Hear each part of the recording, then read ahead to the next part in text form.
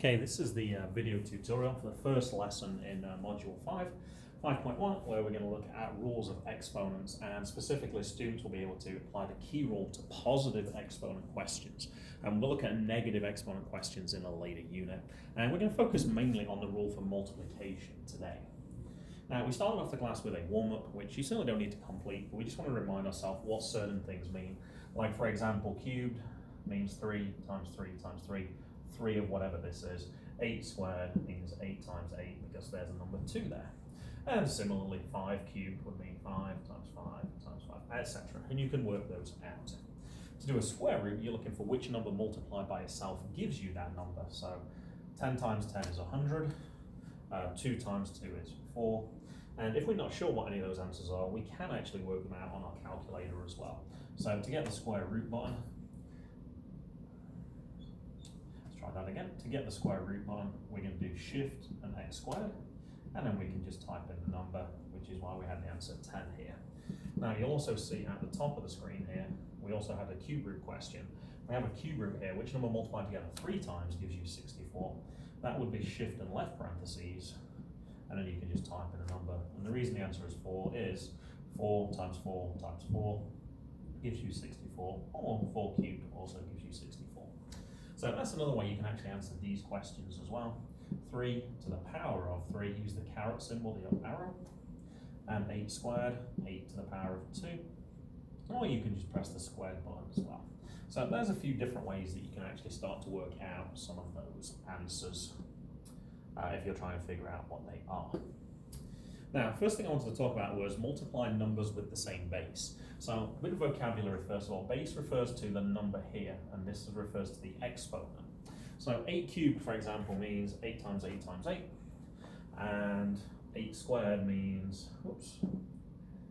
8 times 8. So if I asked you to work out 8 cubed times 8 squared, what it means is there's 8 cubed, there's 8 squared, and notice I have 1, 2, 3, 4, 5 of the 8s that I'm multiplying together. So what we're really looking for is there a quick way of actually answering this question rather than having to write it out in full every time?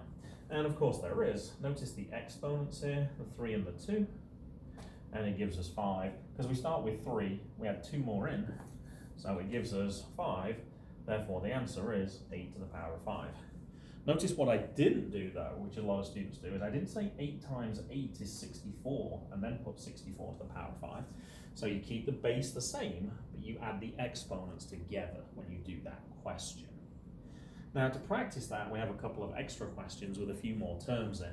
So rather than just having single terms in, I've got numbers here, I got letters, and I got different letters as well. Now I color coded them because we're actually going to combine them using terms that are like terms. Now, I've actually written them downwards because sometimes that's easier to line up your terms rather than trying to look across ways. So 3 times 6 is just your regular multiplication.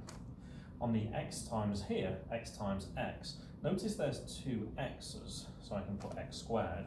Another way you can think about this is if you don't see an exponent, then the exponent is 1. So 1 plus 1 gives you 2. And for your y's here, 2 add 4 gives you 6.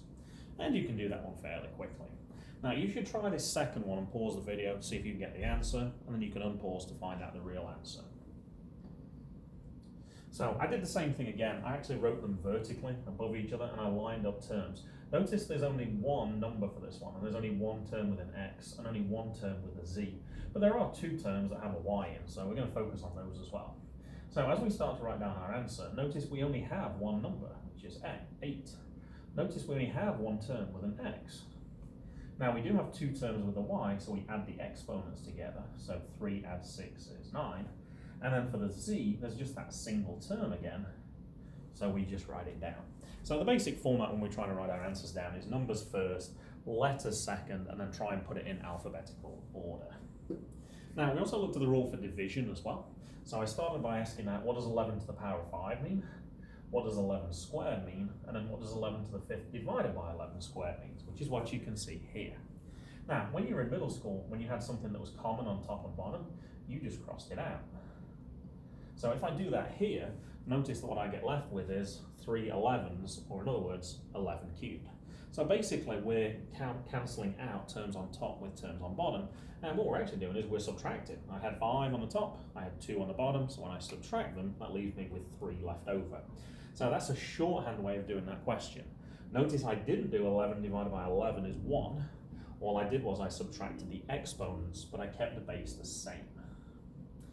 And a question to try that as well, and I've used the colours to try and help us. And I'm also going to go downwards for this question as well, as it naturally looks like that. So 12 divided by 3 is just 4 from elementary school. Subtract the exponents, so 4 take away 2 is 2. Remember, if there is no exponent, you can always put a little 1 there to remind you, so you don't put 0. 2 take away 1 is 1. And then 6 take away 4 is 2. Y to the power of 1, you could just put y actually, and that would actually look even better if you were to do that question. Now the second question, some of these are slightly different, like once again we only have a single term here for the number, so we start with just 8. No exponent, so I'm going to put a 1. 7 take away 1 gives me an exponent of 6. Now 3 take away 3 is technically 0, so I could put y to the 0, which is a special rule, which is just 1. But if you have the same thing on top and bottom like you saw earlier, you can of course just cancel them out, so you don't have any terms with y left over. And then 6 take away 2 would give you 4. So when we just have that single term, you can just write out what that answer is, but certainly keep a lookout for when you've got something that's exactly the same, because you can just cancel those out. Now, a third rule of this is called the power to the power rule. So this one's called this because notice we have a power inside the parentheses, but we also have a power outside the parentheses. Now, when we have the power outside the parentheses, we want to think about what does that mean. So the power of 4 means we write something out 4 times, and in this case, that means 7 cubed.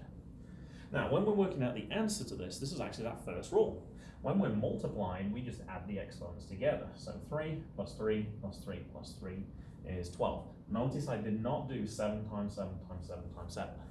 I just wrote down 7. So we just add the exponents together and we keep the base the same. Now that has an important application for when we're doing slightly longer questions. So 2a to the 6 to the power 3. Notice the exponent is outside the parentheses, so I'm going to write it 3 times this. 1, 2, 3.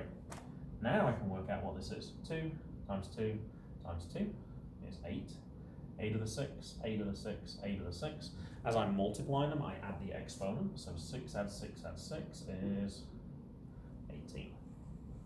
As we get on to our other questions here, 7 to the 5 squared, that means I write it out 2 times. I have a 5 on the outside, which means I write it out 5 times. And then now, as these are all next to each other, I can just add the exponents together. So 5 add 5 is 10, 12, 14, 16, 18, and 20. Once again, notice I didn't say 7 times 7. All I'm doing is I'm adding the exponents together for that particular base. So, summary of the rules. When we're multiplying, we're going to add the exponents together. We're going to keep the base the same. When we're dividing, we're going to subtract the exponents. We're going to keep that base same again. When we've got something with a power on the outside of the parentheses, we're going to write this thing out p times, or however many times it says for the exponent.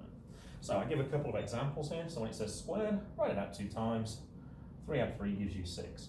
Not 2 times 2 is 4 then. If it says cubed, write it out 3 times, and then add the exponents. 4 add 4 add 4 is 12. Do not do 5 times 5 times 5. Anything to the power of 1 is just the letter itself, and we use that rule in reverse. If there wasn't an exponent, we put in a little 1 there. And the rule that people often mix up, anything to the power of 0 is 1. And we kind of saw that earlier when we had our y cubed divided by y cubed. We said 3 take away 3 is 0. Just remember, anything divided by itself, though, is also 1. Like 10 divided by 10, 2 divided by 2, etc., etc. So anything to the power of 0 is 1. Now, our key application question that we're going to look at is to do with our shapes. This was supposed to be a square. Let me actually go to this picture. This is probably a little bit better. So a square, we just do the base squared. If we have our parallelogram, we just do base times height. If it's a rectangle, we do base times height. And if it's a triangle, you do base times height, but you also have to divide by 2. Now, you don't need to learn these formulas. These are given to you on the SOL formula sheet, and we'll give them to you in class if you need them for anything. So let's start working out what the area for this one is. So squared, means I'm going to write it 2 times. So I'm going to do 3x times 3x. And now I'm just going to work that out. 3 times 3, 9. X and x, notice there's 2 x's, so x squared. Or you can put the exponents of 1 there and say 1 plus 1 is 2. For this one, I'm going to multiply this by this. So I've got numbers first, which is 4. I got x cubed times x. Might help to put a little 1 there to remind us. So we're going to add the exponents. So 3 add 1 gives us 4. A slightly simpler one, or it looks simpler. Sometimes these turn out to be more difficult. Numbers first, so 5 times 4 is 20. And notice there's only one term with an x here. So we just go ahead and write out the x there. Triangle, we're going to multiply them first. So 4 times 6 is 24. X times x again is x squared. But we have to divide the answer by 2.